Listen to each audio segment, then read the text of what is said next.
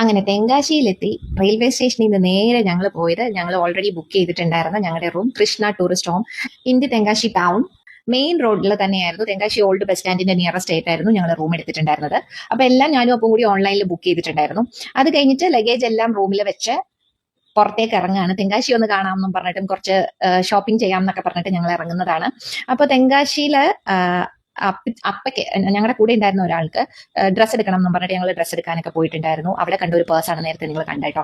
എല്ലാ സാധനങ്ങളും നല്ല റേറ്റ് കുറവാണ്. അതാണ് എനിക്ക് അതിശയമായിട്ട് തോന്നിയ കാര്യം. നല്ലോണം റേറ്റ് കുറവായിരുന്നു. അങ്ങനെ പർച്ചേസിംഗ് ഒക്കെ കഴിഞ്ഞിട്ട് ഞങ്ങൾ നേരെ കാശി വിശ്വനാഥ് ടെമ്പിളിന്റെ അടുത്തേക്കാണ് പോയത്. കാശി വിശ്വനാഥ് ടെമ്പിൾ രാത്രി കാണാൻ നല്ല ഭംഗിയുണ്ടായിരുന്നു.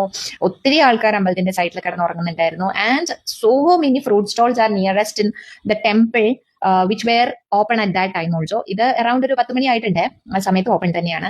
അങ്ങനെ ഞങ്ങൾ റൂമിൽ തിരിച്ചു വന്നു. 10 മണിയൊക്കെ കഴിഞ്ഞ് ഞങ്ങൾ റൂമിൽ തിരിച്ചു വന്നു. പർച്ചേസ് ഒക്കെ കഴിഞ്ഞ് കിടന്നുറങ്ങി. പിറ്റേന്ന് രാവിലെ എഴുന്നേറ്റ് ഞങ്ങളുടെ റൂമിന്റെ തൊട്ടടുത്തുള്ള ബസ് സ്റ്റാൻഡിലേക്ക് പോവാണ്.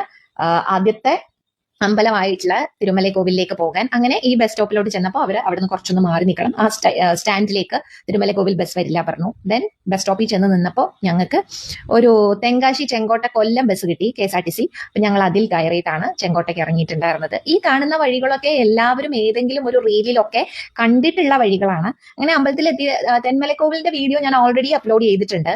ആൻഡ് ഇത് അമ്പലത്തിലേക്ക് കയറുന്ന വഴിയിൽ പാറ കയറി മേളിലേക്ക് എത്തുമ്പോൾ കാണുന്ന കാഴ്ചകളും, കാറ്റ് ഒരു രക്ഷയില്ലാത്ത കാറ്റായിരുന്നു കേട്ടോ. ഇത്രയും സ്റ്റെപ്സ് ക്ലൈംബ് ചെയ്തിട്ടാണ് നമ്മൾ കയറി പോകുന്നത്. ആൻഡ് ഓരോരുത്തരും ഞങ്ങൾ അവിടെ നിന്നാണ് സ്റ്റെപ്സ് മുഴുവൻ ക്ലൈംബ് ചെയ്തത്. അല്ലാണ്ട് ഒറ്റ സ്ട്രെച്ചിൽ കയറാൻ പറ്റില്ല.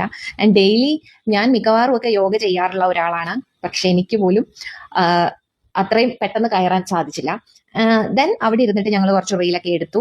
ജസ്റ്റ് ഞാനൊന്ന് ഫീച്ചർ ചെയ്യുന്നു എന്ന് മാത്രമേ ഉള്ളൂ കേട്ടോ ഈ അമ്പലം.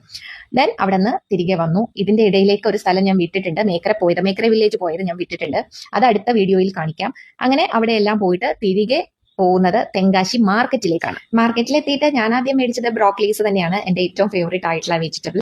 എല്ലാവരും കൂടെ ഉണ്ടായിരുന്ന എല്ലാവരും തന്നെ കുറെ പർച്ചേസ് ഒക്കെ ചെയ്തു. ഒത്തിരി പച്ചക്കറിയൊക്കെ മേടിച്ചു. നല്ല ലാഭമാണ്, നമ്മുടെ നാട്ടിലെ റേറ്റുമായിട്ട് കമ്പയർ ചെയ്യുമ്പോൾ നല്ല ലാഭമാണ് പച്ചക്കറിയൊക്കെ. അങ്ങനെ അവിടെ നിന്ന് തിരികെ റൂമിലേക്ക് പോയി. Until next by.